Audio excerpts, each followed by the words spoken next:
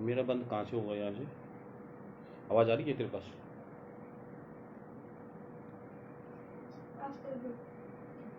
आवाज़ आ रही है?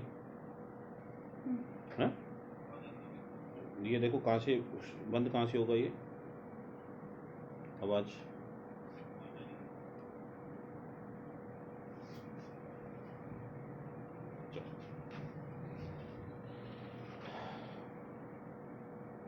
अंकुर कौशिक, रामानंद जी,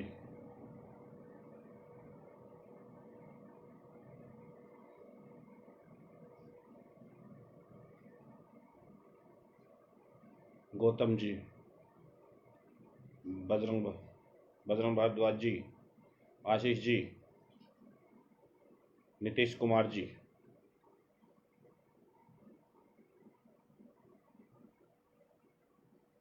राहुल कोटवाल जी,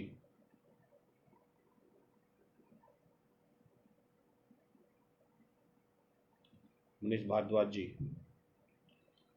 राकेश शाह जी,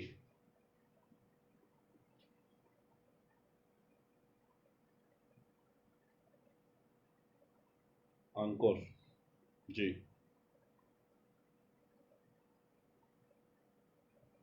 आशीष कुमार जी,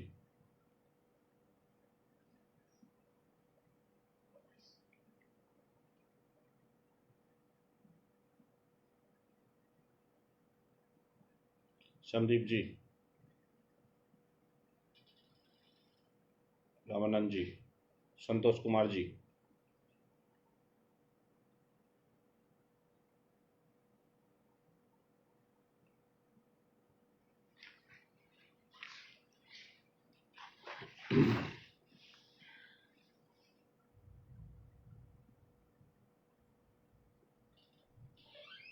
संदीप जी,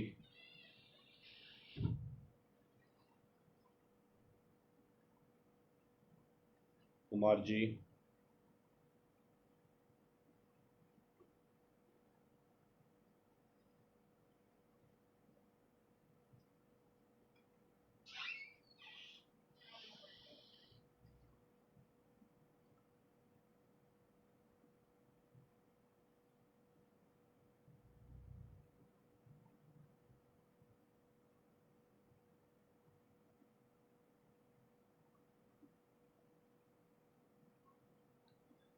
जी, रवि वर्मा जी,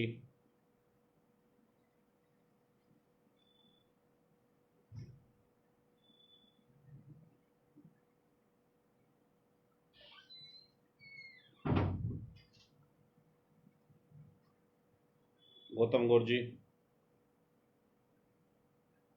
संतोष कुमार जी, जय श्री राम, लाल जी, गिरिराज जी, जय श्री राम जी, अनूप जी चौधरी जी, जय श्री राम, राकेश चौधरी जी, जय श्री राम, राकेश कौशिक जी, जय श्री राम जी,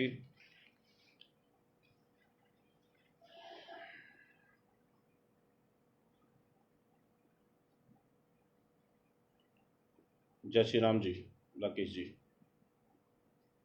जय श्री राम जी,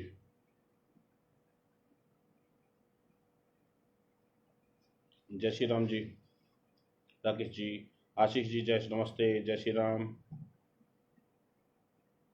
रामानंद जी, जय श्री राम, बिमला बहन जी, जय श्री राम,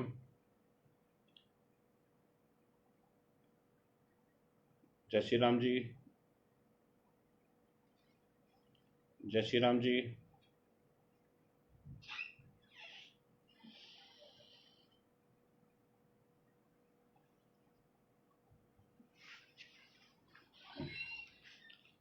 जी,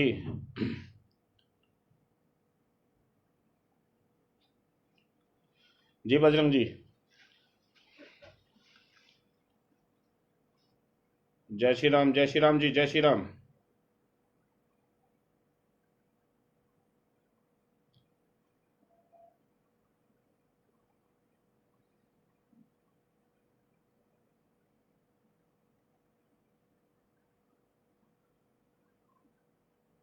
जी, जय श्री राम बहन जी,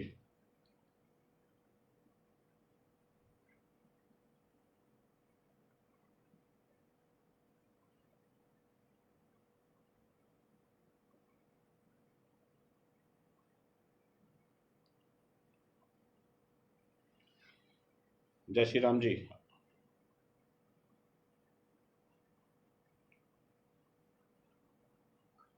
रवि वर्मा जी जय श्री राम।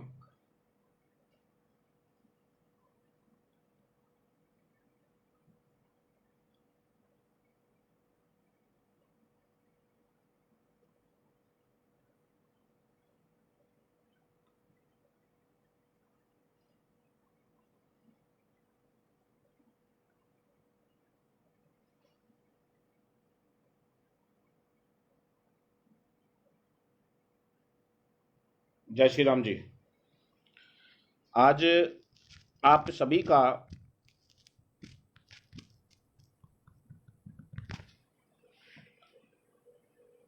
जो आप लाइव में आए हैं उनका सबका बहुत बहुत अभिनंदन और स्वागत, नमस्कार, जय श्री राम।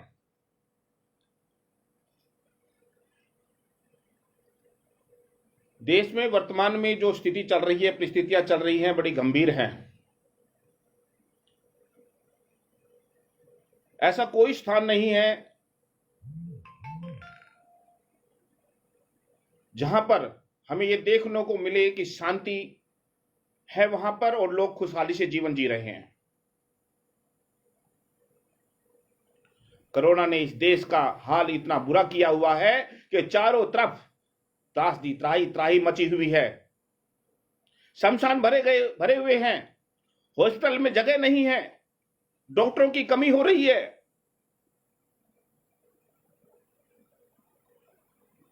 बड़े बड़े लाइन लगी हुई है, सिलेंडर की कमी हो रही है, ऑक्सीजन की कमी हो रही है।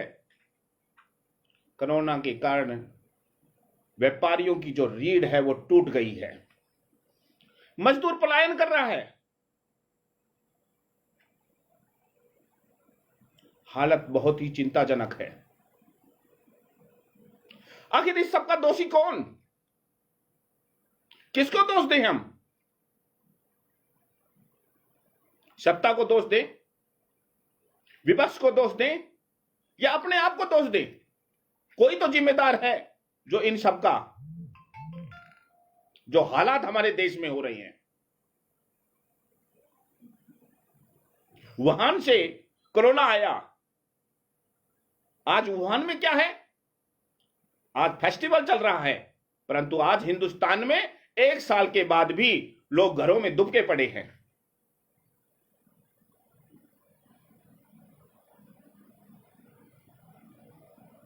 बच्चे त्राही त्राही कर रहे हैं। सब कुछ बंद है और ऊपर से जो हमारी जिम्मेदारी बनती है हम उससे भी भाग रहे हैं। हमने डॉक्टर ने जो बता दिया कि नींबू का भाव तेज हो गया तो नींबू महंगा कर दिया, सिलेंडर महंगा कर दिया,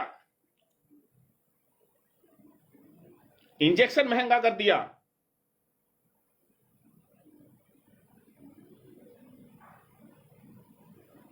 तो सस्ता क्या है?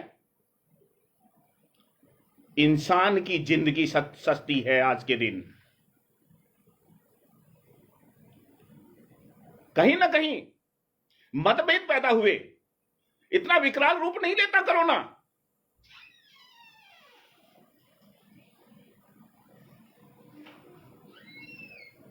अगर सरकार भी समय रहते चेत जाती। आप गरीब आदमी को तो सता रहे हैं, परंतु वहां पर रैलियां चल रही हैं, हजारों लाखों की संख्या में लोग इकट्ठे होकर वोटिंग कर रहे हैं, परंतु आप जहां 2 आदमी जा रहे हैं उनको पकड़कर अंदर डाल रहे हो। तो लोगों के अंदर जो चल रहा था कि कहीं ना कहीं कि कोरोना तो है ही नहीं, ये सरकार के कारण हो रहा है, ऐसा कुछ नहीं है। ये मतभेद उनके दिमाग में आया जिसके कारण लोग सड़कों पर उतर गए और वो कोरोना को भूल गए, जिसके कारण लाखों की संख्या में आज कोरोना से ग्रसित हो गए हैं लोग। लाइनें लगी हुई हैं शमशान घाट के सामने। परंतु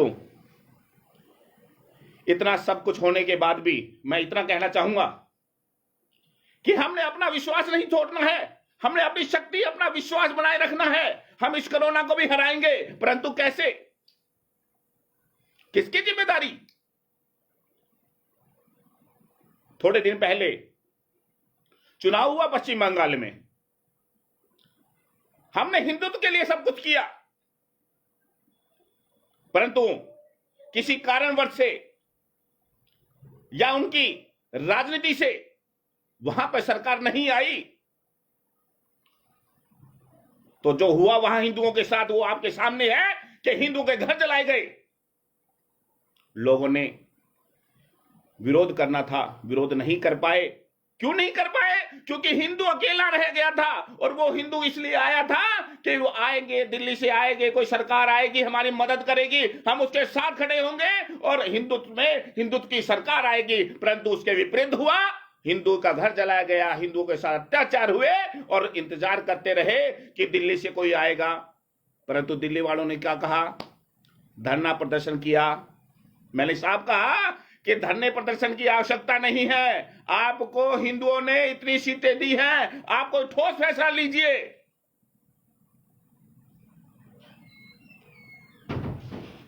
परंतु फैसला नहीं ले पाए और उन्होंने हिंदुओं को अपने ऊपर ही छोड़ दिया। कहते हैं अपने सामान की खुद रखवाली कीजिए, तो वही अब कोरोना में भी है यही हाल कि हमें अपनी रखवाली खुद करनी है, कोई बाहर से नहीं आएगा बचाने के लिए। कौन आएगा? सबने हाथ खड़े कर रखे हैं, ऑक्सीजन नहीं है, इंजेक्शन नहीं है, वार्ड नहीं है, कुछ भी तो नहीं है। इसलिए सब अपने घर में दुबके रहिए और सुरक्षित रहिए। इस माहौल में हमारा भी कर्तव्य बनता है कि हम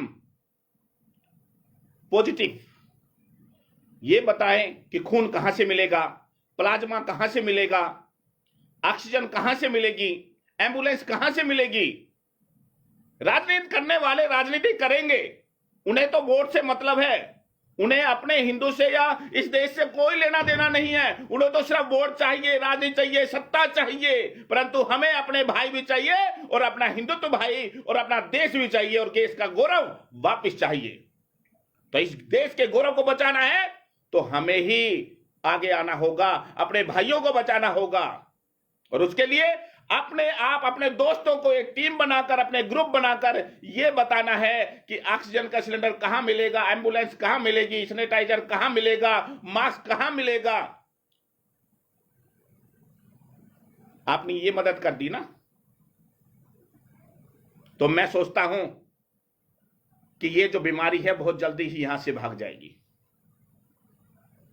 हम उल्टी सूचना देते हैं कि उसने कलाबाजारी करी है, वो ऑक्सीजन लेके बैठ गया, उसने एक एम्बुलेंस का किराया 1 लाख से ऊपर दे दिया। रावण तो सतयुग में थे और आज भी हैं। भगवान इनका हिसाब किताब करेगा, इनके ऊपर छोड़ दीजिए।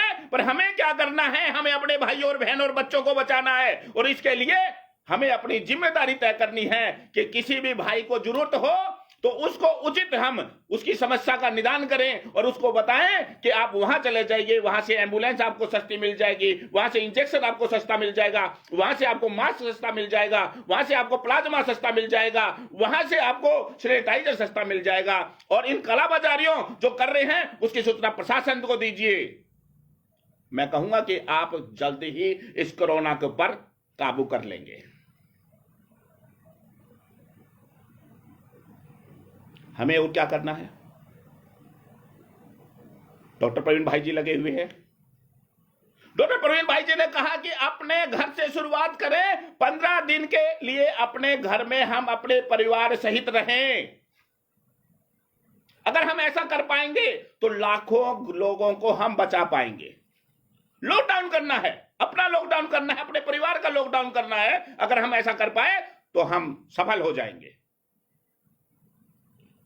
पहले कहते थे हमारे माता पिता, बाबा दादी, आपने सुना हुआ पूर्वज जो हमारे, पीपल, बड़, नीम, इन त्रिवेणी की पूजा होती थी। क्यों होती थी? इसके पीछे भी था कि आज भी ये ऑक्सीजन के सबसे बड़े स्रोत हैं, जो ऑक्सीजन के लिए मारी चल रही है। अगर हम इन तीनों को उगाए, हर परिवार में एक एक त्रिवेणी लगाए, तो आने वाले वर्षों में अपने जो आने वाली पीढ़ी है उनको ऑक्सीजन की कमी नहीं होगी।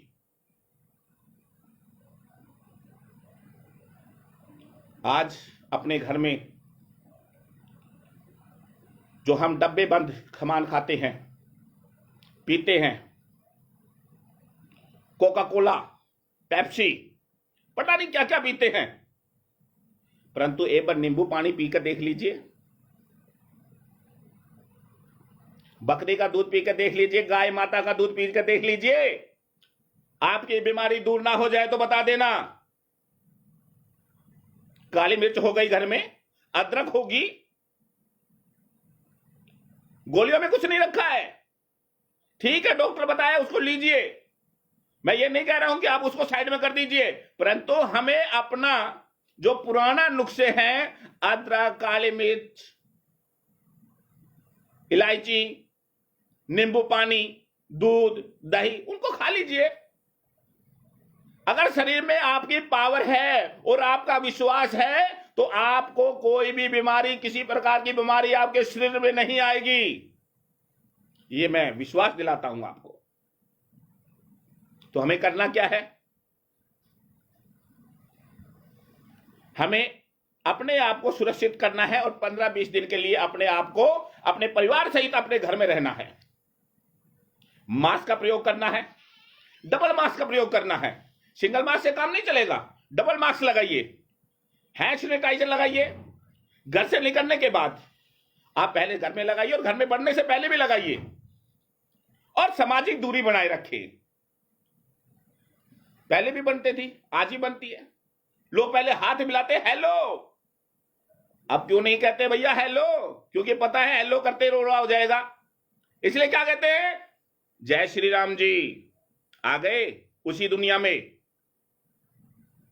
समझ में आ गई कि जो पहले जो कल्चर था, पहले जो हमारी संस्कृति थी, वो ही हमें माननी पड़ेगी। वरना आपने आधुनिक आपने मानी तो आपको बहुत से रोग आपके शरीर में आ जाएंगे। इसलिए अति आवश्यक हो तो ही घर से बाहर निकले, नहीं बाहर जाने की आवश्यकता नहीं है। अपने घर में कटिंग का सामान है, उसी को प्रयोग कर लीजिए थोड़े दिन, वो अच्छा रहेगा। रुमाल का प्रयोग ना करें, टिश्यू पेपर साथ में ले रखें, और घर से जब जूते पहनकर जाएं तो घर में अंदर बढ़ने से पहले जूते बाहर ही निकाल दीजिए, और घर में पैर धोकर ही अंदर प्रवेश करें। और लगता है आपको किसी व्यक्ति से आपका संपर्क आया है और उस संपर्क में आपको हो सकता है कोरोना हो, तो क्यों ना आप कपड़े उतारकर स्नान करके ही घर में प्रवेश करें। कोरोना कहीं नहीं आएगा,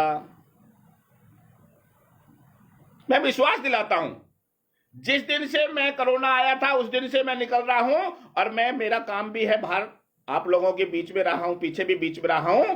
कोरोना नाम की कोई चीज नहीं है। अगर आपने अपने आप को संभाल लिया तो आ बैल मैंने मुझे मार, अगर आपने यही रखा कि करो नहीं मैं तो बाहर जाऊंगा और मैं तो मिलूंगा, तो फिर आपको कोरोना का सामना करना पड़ेगा। और उसके बाद क्या होता है वो आपको भी पता है। बाहर जाने के बाद बाहर वापस आने का कोई रास्ता नहीं है, इसलिए ऐसी गलती मत कीजिए। स्टे होम, 15 दिन के लिए आप और अपने परिवार के साथ अपने घर में रहिए। मुझे इतना ही कहना था। अगर हम अपने आप को, अपने परिवार को, अपने देश को बचाना है तो हमें अपने घर में रहकर इन सब का ध्यान रखना होगा। और मेरा फिर एक बार मेरा ये कहना है, जो मेरे भाई, मैं जरूर एक विषय रखूंगा, बांग्लादेश में जो मेरे भाइयों के साथ हो रहा है, वह हिंदुत्व के साथ जो हो रहा है, अगर उसको जल्दी नहीं रोका गया तो आप मान के चलिए फिर जो कुछ होगा उसकी जिम्मेदारी सरकार की होगी।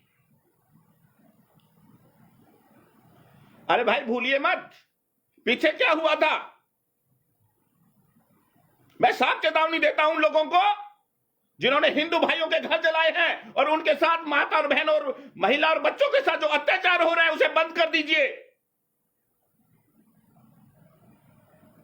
हिंदुत्व की आवाज दबाने वालों, आज भी हिंदुत्व जिंदा है तो उन लोगों के कारण है जो हिंदुत्व के लिए मरे मिटे हैं। जगाइए मत। अगर हिंदू सोया हुआ है, जिस दिन हिंदू जाग गया तो आप कहां होंगे ये समझ जाना। बस मुझे इतना ही कहना है, और साथ में मुझे इतना जरूर कहना है आपको, अगर आपकी हरकतें ऐसी रही तो कुछ ना कुछ तो करना पड़ेगा। और सरकार से मैं इतना कहूंगा कि आपने उनको विश्वास दिलाया था कि हम आपके साथ हैं, और उन्होंने भी आपके विश्वास पे आपके साथ खड़े हुए थे। तो धरना प्रदर्शन मत कीजिए, उनके साथ वहां जाकर पूछिए कि भाई क्या हो गया, बहन क्या हो गया, माता पिता और बच्चों से पूछिए आपको क्या दिक्कत है। मुझे इतना ही कहना है। मैं एक बार फिर लास्ट में इतना कहकर, कुछ ही दिन की तो बात है, फिर से खुशहाली आएगी। ये वीर भोग वसुंधरा फिर हरी भरी हो जाएगी। प्रभु राम रहे वर्षों वन में, हमको तो घर में रहना है। जो कष्ट सहे रघुनंदन ने, हमको उनको ना सहना है। कोई फिक्र नहीं, कुछ दिन यदि अलग अलग रह जाएंगे, जग जीत ले जो हमने, तो फिर मिलकर त्योहार मनाएंगे, फिर मिलकर त्योहार मनाएंगे। इसलिए मैं फिर कहता हूं, स्टे होम, घर में रहिए, अपने बच्चों के साथ रहिए और अपने परिवार के साथ रहिए। और कोरोना में जितने भी मिलने वाले लोग हैं, उनके साथ जो भी उनकी मुसीबत है उनको सोल्व कीजिए। इतना ही कहना था। जय श्री राम। आपका बहुत बहुत धन्यवाद। जय श्री राम।